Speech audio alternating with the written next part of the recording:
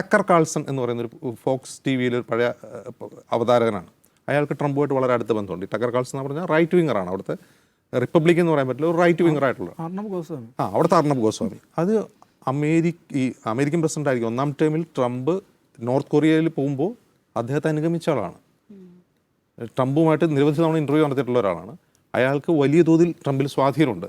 എങ്ങനെ സ്വാധീനം? ഇപ്പോൾ ഖാസിം സുലൈമാനിയെ കൊന്ന സമയം, ആ സമയത്ത് ഇറാൻ ചില മിസൈലുകൾ അമേരിക്കൻ കേന്ദ്രങ്ങളെ ലക്ഷ്യമാക്കി അയച്ചിരുന്നു. അന്ന് ഒരു ലാർജർ യുദ്ധത്തിൽ നിന്ന് ട്രംപിനെ തടഞ്ഞു നിർത്തിയതിൽ പ്രധാനിയെന്ന് അമേരിക്കൻ മാധ്യമങ്ങൾ വിശേഷിപ്പിക്കുന്ന ആളാണ് ടക്കർ കാൾസൺ. അയാളിപ്പോൾ ടോറ്റലി ട്രംപിനെതിരായിരിക്കുകയാണ്. നിങ്ങൾ ഈ കാണിക്കുന്ന മണ്ടത്തരാണ്. ഒരു കാരണവശാലും ഇസ്രായേലിനെ ഈ ഫണ്ട് ചെയ്യരുത്, ഇസ്രായേലിന് ആയുധം കൊടുക്കരുത്, ഇപ്പോൾ നമ്മൾ പോകുന്ന നാശത്തിലേക്കാണെന്ന് പറഞ്ഞാൽ അയാൾ ഭയങ്കര പ്രശ്നം ഉണ്ടാക്കുകയാണ്. എന്ന് മാത്രമല്ല ട്രംപിനെ യുദ്ധം ചെയ്യാൻ പ്രേരിപ്പിക്കുന്ന ആളുകളെ പോലും അയാൾ പരസ്യമായിട്ട് ചീത്ത വിളിക്കുകയാണ്.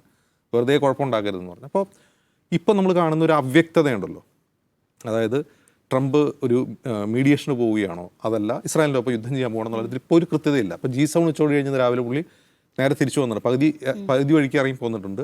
അവിടെ ഈ ആക്രമണം അവസാനിപ്പിക്കണം, ഇറാനും ഇസ്രായേലും ആക്രമണം അവസാനിപ്പിക്കണം എന്ന റെസൊല്യൂഷൻ തള്ളിക്കളഞ്ഞുകൊണ്ട് വേറൊരു റെസൊല്യൂഷനാണ് അമേരിക്ക ഒപ്പുവെച്ചിട്ടുള്ളത്. അപ്പോൾ എന്താണ് എന്നുള്ളത് വ്യക്തതയില്ലാത്തതിന് കാരണം ട്രംപ് ക്യാമ്പിൽ തന്നെ ഇത് അവ്യക്തതയാണ്, എന്താണ് ചെയ്യേണ്ടതിനെ കുറിച്ച് അറിയില്ല. അതേസമയം തന്നെ ഇന്നലെ വൈകിട്ട് ബെഞ്ചമിൻ നെതന്യാഹു സകല അമേരിക്കൻ മാധ്യമങ്ങൾക്ക് ഇൻ്റർവ്യൂ കൊടുക്കുകയാണ്. ഇപ്പോൾ ABC കൊടുത്ത ഇൻ്റർവ്യൂ വളരെ രസമാണ്. അതിൽ ഈ നിങ്ങൾ തീർക്കാൻ പോവുകയാണോ, യുദ്ധത്തിന് പോവുകയാണോ, ഖാംനിയെ കൊല്ലു എന്നൊക്കെ ചോദിക്കുന്നുണ്ട്. ഇയാൾ മുഴുവൻ പറയുന്ന കാര്യം, അയാളുടെ ഇൻ്റർവ്യൂവിൽ ഏതാണ്ട് ഒരു 26-30 മിനിറ്റോളം ഉണ്ട്. ആ ഇൻ്റർവ്യൂവിൽ അദ്ദേഹം ഒരു 40% അദ്ദേഹം പറയുന്നത് അമേരിക്കക്കാർ എന്തുകൊണ്ട് ഇസ്രായേലിൻ്റെ കൂടെ നിൽക്കണം എന്നുള്ളതാണ്. കാരണം ഖാംനയി എല്ലാ ദിവസവും ട്വിറ്ററിൽ എന്ത് ചെയ്യുന്നു, ഡെത്ത് ടു അമേരിക്ക എന്ന് ട്വീറ്റ് ചെയ്യുന്നുണ്ട്. ത്രെറ്റല്ലേ? അദ്ദേഹം ചോദിക്കുകയാണ്, എല്ലാ ദിവസവും ഇങ്ങനെ എഴുതുന്ന ഫനാറ്റിക് മുല്ല എല്ലാ ദിവസവും ട്വീറ്റ് ചെയ്യാണ് ഡെത്ത് ടു അമേരിക്ക, അത് നിങ്ങൾക്ക് ത്രെറ്റല്ലേ? എനിക്ക് മാത്രമല്ല, ഇസ്രായേലിന് മാത്രമല്ല, ലോകത്തിന് മുഴുവൻ ത്രെറ്റാണ്, മിഡിൽ ഈസ്റ്റിന് ത്രെറ്റാണ്. അങ്ങനെയാണെങ്കിൽ ഇത് പറഞ്ഞിട്ട് അമേരിക്ക എന്തുകൊണ്ട് തന്നോടൊപ്പം നിൽക്കണം എന്ന ലോബിങ് ആണ് അമേരിക്കൻ മാധ്യമങ്ങളോട് സംസാരിച്ചുകൊണ്ട് ബെഞ്ചമിൻ ആ ഇൻ്റർവ്യൂ തുടങ്ങുമ്പോൾ തന്നെ അതിൻ്റെ അവതാരം പറയുന്നുണ്ട്, ഫ്രം അൺനോൺഡ് ലൊക്കേഷൻ എന്നാണ് പറയുന്നത്. എവിടെയോ ഇരുന്നിട്ടാണ് ഇൻ്റർവ്യൂ ചെയ്യുന്നത്, അദ്ദേഹം സ്റ്റുഡിയോയിൽ പോയിരിക്കുകയല്ല. അപ്പോൾ ഇതിങ്ങനെ പറഞ്ഞുകൊണ്ടിരിക്കുക, അമേരിക്ക എന്തുകൊണ്ട് ഇസ്രായേലിനെ പിന്തുണയ്ക്കണം എന്നാണ് അദ്ദേഹം പറഞ്ഞുകൊണ്ടിരിക്കുന്നത്. അപ്പോൾ ഒരു വശത്ത് ഇസ്രായേലിൻ്റെ ലോബിങ് അമേരിക്കയിൽ നടക്കുകയാണ്, ഞങ്ങളോടൊപ്പം നിൽക്കണം. മറുവശത്ത് ട്രംപ് ക്യാമ്പിലെ ആളുകൾ അതിശക്തമായ എതിർപ്പ് ഈ യുദ്ധത്തിന് വേണ്ടി നടക്കുകയാണ്. ഇനി ഇറാൻ്റെ ന്യൂക്ലിയർ ഫെസിലിറ്റിയെ മുഴുവനായിട്ട് തകർക്കാൻ അമേരിക്കയുടെ ബങ്കർ ബ്ലസ്റ്റർ ബോംബുകൾക്കേ സാധിക്കൂ എന്നുള്ളതാണ് ഒരു വാദം. അതായത് ഇപ്പോൾ പറഞ്ഞല്ലോ, ആണവനിലയങ്ങളിട്ട ബോംബ് അതിൻ്റെ പുറമേയൊക്കെ എന്തൊക്കെയോ പരിക്കേൽപ്പിച്ചിട്ടുള്ളത്, ഇതെല്ലാം ഭൂമിക്കടിയിലൊക്കെ മറ്റുമാണ്. അപ്പോൾ ആ ഫെസിലിറ്റി തകർന്നിട്ടില്ല, ഇൻഫ്രാസ്ട്രക്ചർ തകർന്നുണ്ടാവും, ഫെസിലിറ്റി തകർന്നിട്ടില്ല. അപ്പോൾ എന്ത് വേണം, അമേരിക്കയുടെ ബങ്കർ ബ്ലസ്റ്റർ കൊണ്ടുവന്നിട്ട് അത് പൊളിക്കണം, തകർക്കണം എന്നാണ്. അങ്ങനെ തകർത്ത് എന്താ സംഭവിക്കുക? ഒരു ന്യൂക്ലിയർ കേന്ദ്രത്തിൽ ബോംബിട്ട് അതിനെ തകർത്ത് കഴിഞ്ഞാൽ എന്താ സംഭവിക്കുക? അതിനെപ്പറ്റി ആരും ചിന്തിക്കുന്നില്ല. അത് പൊളിച്ചു കഴിഞ്ഞാൽ അവരുടെ പ്രശ്നം തീർന്നോ? അത് അവർക്ക് വീണ്ടും റീബിൽഡ് ചെയ്യാൻ പറ്റും. അത് പൊളിച്ചു കഴിഞ്ഞാൽ അവർക്ക് റീബിൽഡ് ചെയ്യാൻ പറ്റും. അതിന് പറ്റുന്ന ക്യാപ്പബിലിറ്റി അവർക്കുണ്ട്, അവർക്കത് ആ സാങ്കേതിക വിദ്യയുണ്ട്, അവരത് ചെയ്യും. ഇപ്പോൾ ഒരു 10 ആണവ ശാസ്ത്രജ്ഞന്മാരെ കൊന്നു കഴിഞ്ഞാൽ എന്തെങ്കിലും മാറ്റം ഉണ്ടാവും? ഒരു രാജ്യത്തെ സംബന്ധിച്ച് ഒരു മാറ്റം ഉണ്ടാവില്ല. ഇനി ഖാംനയെ കൊന്നാൽ, റെജീം ചേഞ്ചിനെ പറ്റിയാണല്ലോ പറയുന്നത്, ഖാംനയെ കൊന്നാൽ എന്താ സംഭവിക്കുക? ഇപ്പോൾ സദ്ദാമിനെ കൊന്നപ്പോൾ അതാണ് ഈ ടക്കർ കാൾസൺ പ്രധാനമായിട്ട് ചൂണ്ടിക്കാട്ടുന്നത്. നിങ്ങൾ പോയി സദ്ദാമിനെ കൊന്നു. അപ്പോൾ ഇറാഖ് ഒരു രാജ്യമായിരുന്നു, അതൊരു ഏകാധിപതിയുടെ രാജ്യമാണ്. സദ്ദാം ഹുസൈൻ ഒരു ഏകാധിപതിയാണ്, ഒരു ഏക പാർട്ടി ഭരണമുള്ള രാജ്യമായിരുന്നു. സദ്ദാമിനെ കൊന്നിട്ട് എന്താ സംഭവിച്ചവിടെ? അവിടെയുള്ള സകല മിലീഷ്യകളും തലപൊക്കി, അവർ പരസ്പരം അടിക്കാൻ തുടങ്ങി, അവർ അമേരിക്കയെ ആക്രമിക്കാൻ തുടങ്ങി. ഇന്ന് ഇറാൻ്റെ ഒരു കളിത്തൊട്ടിലായി ഇറാഖ് മാറി.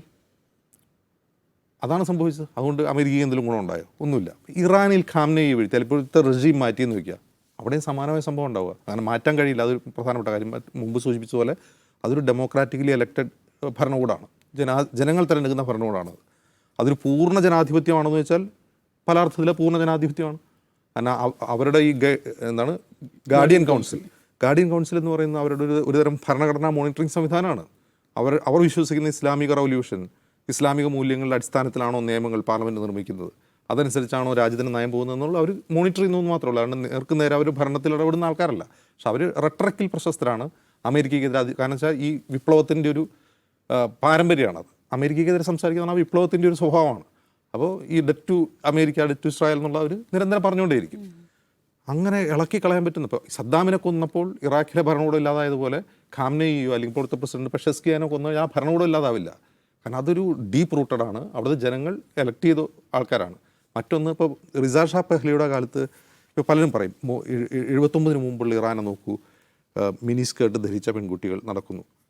അത് ഏത് ഭാഗത്താണ്? അത് തെഹ്റാനിലെ വളരെ എലീറ്റായിട്ടുള്ള കുറച്ച് ആൾക്കാർ മാത്രമാണ്.